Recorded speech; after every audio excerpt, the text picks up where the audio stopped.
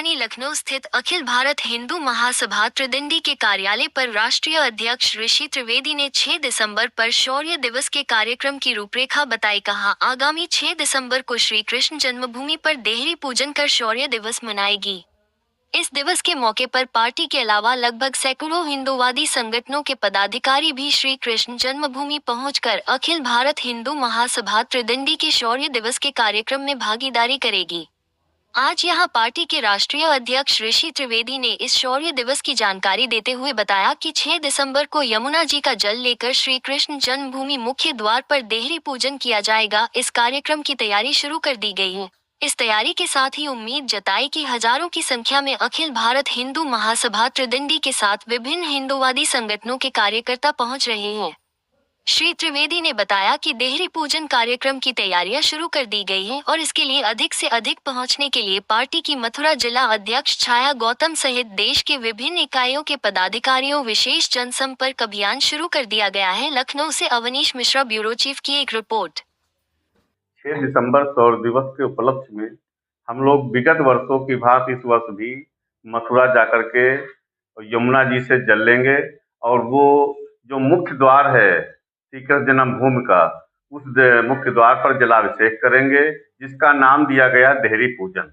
हम लोग जाकर के देहरी पूजन करेंगे, क्योंकि वहाँ पे ईदगाह पे जाने के लिए मनाही है, तो वहाँ ना जाते हुए हम लोग ये मुख्य द्वार पे जाकर के वहाँ पर जलाभिषेक करके हम लोग अपने कार्यक्रम को समापन करेंगे।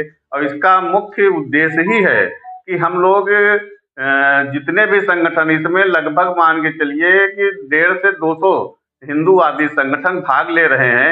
कल बहुत बड़ी बैठक हुई है मथुरा में, हमारे जिलाध्यक्ष छाया गौतम जी के तत्वाधान में। वहाँ पे लगभग 150 संगठनों के पदाधिकारी उपस्थित हुए और उन्होंने आह्वान किया है कि सभी सामूहिक रूप से उपस्थित होकर के शौर्य दिवस को मनाएंगे। तो पिछली बार आपके कार्यकर्ताओं को, पदाधिकारियों को जो है गिरफ्तार किया गया था, क्या इस बार भी उसी तरीके का कुछ होना है? मैं नहीं कह सकता, ये तो शासन और प्रशासन का काम है। हमारा शांतिपूर्वक कार्यक्रम है। हम किसी प्रकार का कोई भी जो है वो विरोध या कोई किसी प्रकार का कोई उपद्रव नहीं करने जा रहे हैं। हमारी जो आस्था है, जो आस्था का केंद्र है हमारा श्री कृष्ण जन्मभूमि, जैसे हम लोगों ने श्री राम जन्मभूमि को प्राप्त किया है, उसी प्रकार हम श्री कृष्ण जन्मभूमि को भी प्राप्त करेंगे। हम शौर्य दिवस जो बाबरी विध्वंस हुई थी 6 दिसंबर को, उसी उपलक्ष्य में हम लोग शौर्य दिवस मनाते हैं। वो शौर्य दिवस हम लोग मनाने मथुरा जा रहे हैं, जो विगत पिछले वर्ष भी गए थे, इससे भी पिछले वर्ष हम लोग गए थे और पिछले वर्ष मुझे हाउस अरेस्ट किया गया वहीं मथुरा में ही। मैं प्रशासन से भी निवेदन करता हूं कि किसी प्रकार का कोई उपद्रव नहीं होगा।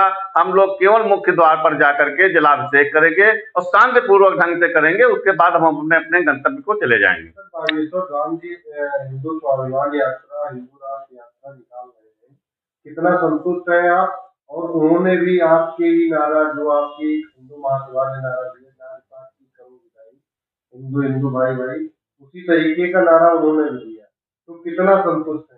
हम पूर्ण रूप से संतुष्ट हैं और हम यात्रा का समर्थन करते हैं। हमारे काफी पदाधिकारीगण जो यात्रा में शामिल हैं और झांसी जिलाध्यक्ष प्रशांत सिंह राठौर वो भी यात्रा में शामिल हो रहे हैं। तो हमारे पूरी टीम जो है उसमें यात्रा में लगी हुई है। हमसे जो बन पड़ रहा है यात्रा में सहयोग कर रहे हैं, क्योंकि बहुत अच्छा कार्य है। और फिर आप देखिए, जो हम लोगों का नारा था मुख्य कि जात पात की करो विदाई, हम सब हिंदू भाई भाई, उस नारे को आत्मसात करते हुए और धीरेन्द्र शास्त्री जी उसी नारे को उद्बोधन कर रहे हैं। तो ये तो गर्व की बात है हिंदू महासभा के लिए कि जो स्वामी जी त्रिदंडी जी महाराज ने, हमारे जो पूर्व राष्ट्रीय अध्यक्ष थे, उन्होंने 4 साल पहले नैमिष में ये नारा दिया था। वो आज नारा आप देखिए पूरे देश में नहीं पूरे विश्व में गूंज रहा है। सर, अभी बाराबंकी में एक महिला में जो है मुस्लिमों द्वारा जो है अटैक किया गया, तो उस पर क्या कहेंगे? वो कहीं पुजारी थी, तो उन पर जो है जो इस तरीके के हमले किए गए, उससे कितना मतलब आप जो है? हमने वहाँ के SHO से बात किया। उसके अलावा मैंने जो हमारे जिलाध्यक्ष शिव वर्मा जी हैं उनसे मैंने निर्देशित किया है कि वहां पे जाकर के उस महिला से मिलें और उसको तत्काल जो भी सुविधा हो सकती है शासन प्रशासन से उसको उपलब्ध कराई जाए। जहां पर संगठन की आवश्यकता पड़ती है हम सब लोग उसके साथ खड़े हैं। सर, अभी महाराष्ट्र में जो है भारतीय जनता पार्टी ने जो है काफी अच्छी सीटें वहाँ पे दर्ज की है और दूसरी ओर झारखंड में जो है इंडिया गठबंधन की जीत की है। तो सर कहीं ना कहीं महाराष्ट्र में इतनी बड़ी जीत, हिंदुत्व की जीत हुई है, तो उस पर क्या कहेंगे? और झारखंड में इंडिया गठबंधन की जीत हुई है, तो उस पर मैं सभी पदाधिकारी भाजपा के एनडीए के जो भी हैं सबको बधाई देता हूं जीत की, क्योंकि उन्होंने परिश्रम करके जीत हासिल की है। साथ में जो झारखंड की बात आप कर रहे हैं, झारखंड में आपने देखा होगा कि वहां पर एक मातृशक्ति करके एक अभियान चल रहा है, जो कि महिलाओं को 1,000 रुपये प्रतिमंथ दिया जा रहा है।